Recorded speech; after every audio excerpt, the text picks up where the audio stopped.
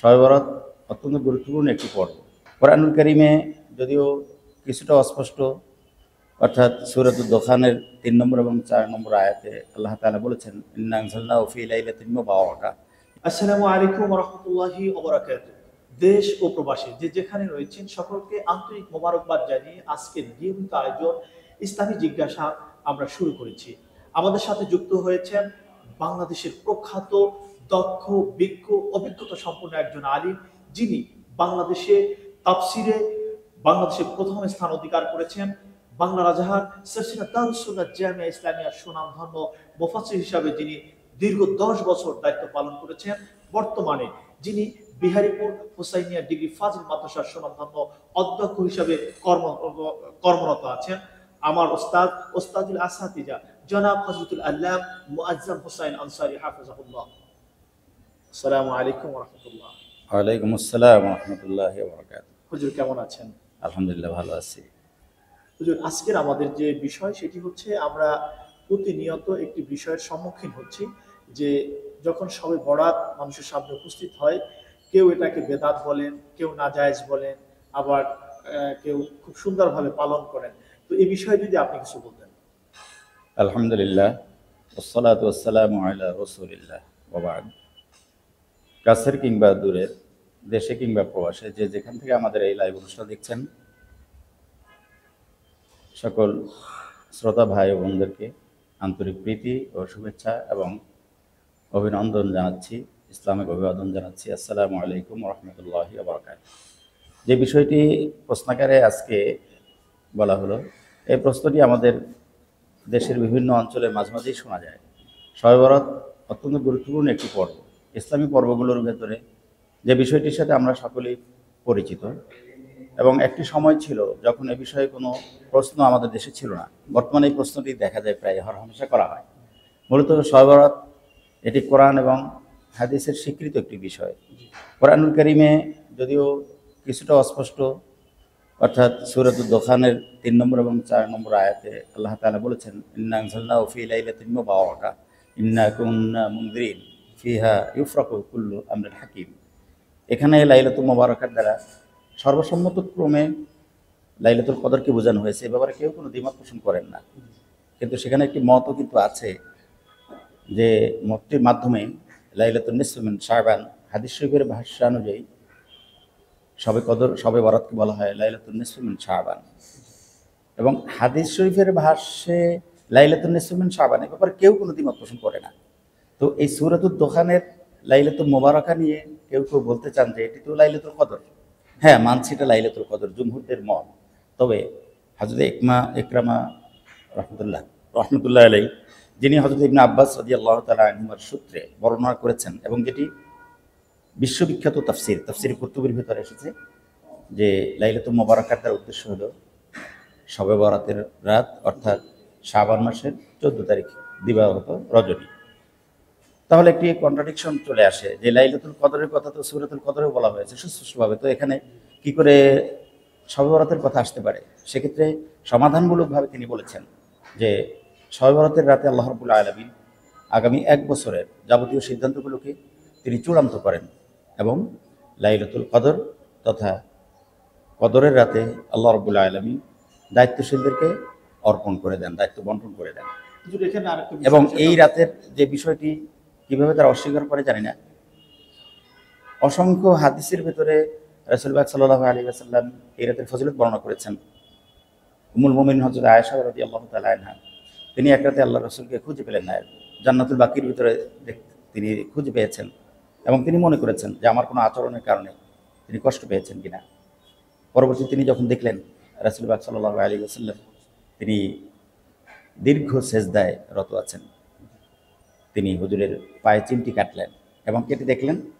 হুজুর তখন সেজদা থেকে উঠলেন এবং বললেন, তুমি কি মনে করেছো আল্লাহ এবং তার রাসূল তোমার প্রতি বা তোমাদের প্রতি কোনো জুলুম করবেন? তুমি কি জানো এটি কোন রাত? তিনি বললেন, আল্লাহ এবং তার রাসূলই ভালো জানেন। তখন আম্মা জান আয়েশা আল্লাহর হাবিব তখন বললেন, হ্যাঁ আয়েশা, তুমি জানো না এটি হলো শাবানের 14 তারিখ দিবাগত রজনী।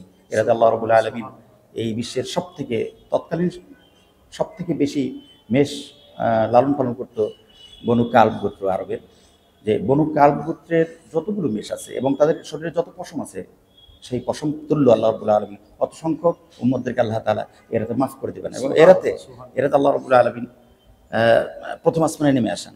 প্রথম আসমানে নেমে আসার অর্থ হলো আল্লাহ রাব্বুল আলামিন বান্দাদের খুব কাছাকাছি চলে আসেন। অন্যান্য সময় আল্লাহ রাব্বুল আলামিন কাছাকাছি চলে আসেন, যেমন তাহাজ্জুদের সময়। কিন্তু এই বিশেষ কিছু রাত আছে যেখানে আল্লাহ রাব্বুল আলামিন সূর্যাস্তের সাথে সাথে পৃথিবীতে নেমে আসেন। তার অর্থ হলো বান্দাদের খুব কাছে আসেন এবং তিনি বলতে থাকেন যে আল্লাহ আমিন মুস্তাগফিরান ফাগফির আলাহ, কে আসো আমার কাছে ক্ষমা চাও, আমি ক্ষমা করে দেবো। আল্লাহ আমিন মুস্তারজিকান ফাআরযুকা, কে আসো আমার কাছে রিজিক চাও, আমি তাকে রিজিক দেবো। হ্যাঁ, আল্লাহ তোমাদের মধ্যে কি আছে যে বিপদগ্রস্ত, আমি তার বিপদ দূর করবো। এই আল্লাহ রাব্বুল আলামিন এই কথাগুলো শাবান মাসের 14 তারিখ দিবাগত রাতে সূর্যাস্তের সাথে সাথে কিন্তু তিনি বলতে থাকেন। এবং এই যে ক্ষমার ঘোষণা, রিজিক প্রদানের ঘোষণা, এবং আল্লাহর হাবিব বলেছেন আগামী 1 বছরে কতগুলো শিশু জন্মগ্রহণ করবে এবং কারা 1 বছরে মারা যাবে, এই কথাগুলো চূড়ান্ত সিদ্ধান্ত কিন্তু এই লাইলাতুন নিসফ মিন শাবান এই রাতের কথাই হাদিস শরীফে আমরা তিরমিজি শরীফের হাদিসের মধ্যে পাই, মিশকাত শরীফের হাদিসের ভিতরে পাই। অতএব যে কথাটা, যে প্রশ্নটা আসে এটাকে কোরআন হ্যাঁ হাদিস দ্বারা সাব্যস্ত যে লাইলাতুল বরাত এটা সর্বস্বীকৃত এবং এটা রাসূল পাক সাল্লাল্লাহু আলাইহি সাল্লামের আমল দ্বারা সাব্যস্ত স্বীকৃত। জি, রাসূল পাক সাল্লাল্লাহু আলাইহি সাল্লাম আমল করেছেন এবং তিনি উৎসাহিত করেছেন, এবং অসংখ্য হাদিস সাহাবায়ে কেরাম এর উপরে আমল করেছেন।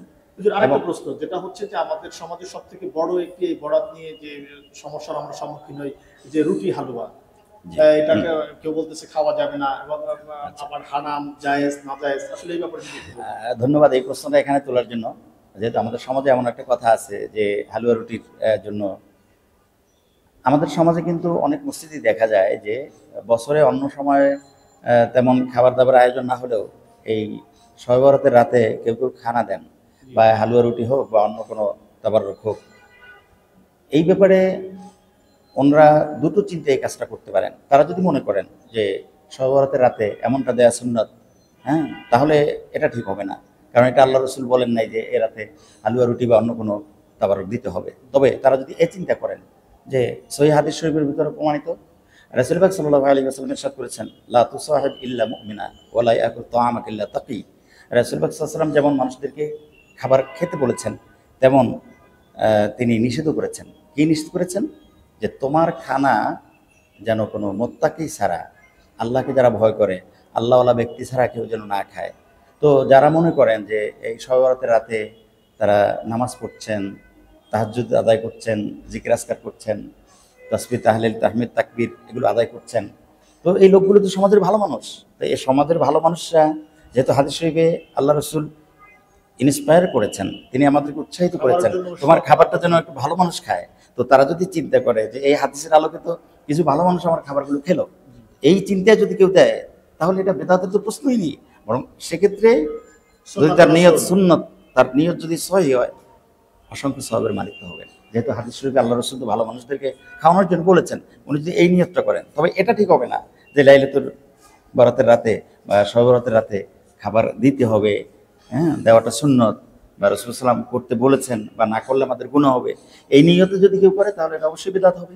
এবং এটা তো আমরা কখনোই এটাকে আমরা জায়েজ বলবো না, এই নিয়ত যদি তার ভিতরে থাকে। ধন্যবাদ আপনাকে আমাদের সাথে সময় দেওয়ার জন্য।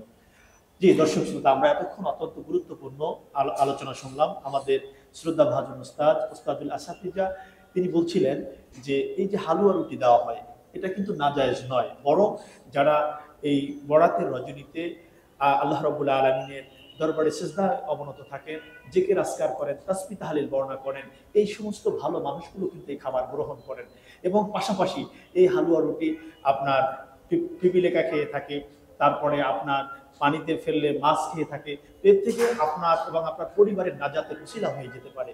তো আসুন আমরা হালাল খানাকে বেদাত না বলে আমরা ইবাদতের দিকে মশগুল হই। আল্লাহ রাব্বুল আলামিনের হাবিব সরওয়ারে কায়নাত দোজাহানের বাদশা রাহমাতুল লিল আলামিনের স্বীকৃত একটি ইবাদত, একটি আমলকে আমরা পরিপূর্ণভাবে জীবনের নাজাত হিসেবে গ্রহণ করি। আল্লাহ আমাদের সকলকে জেনে শুনে বুঝে আমল করার তৌফিক দান করুন। আমিন। আসসালামু আলাইকুম ওয়া রাহমাতুল্লাহি ওয়া বারাকাতুহু।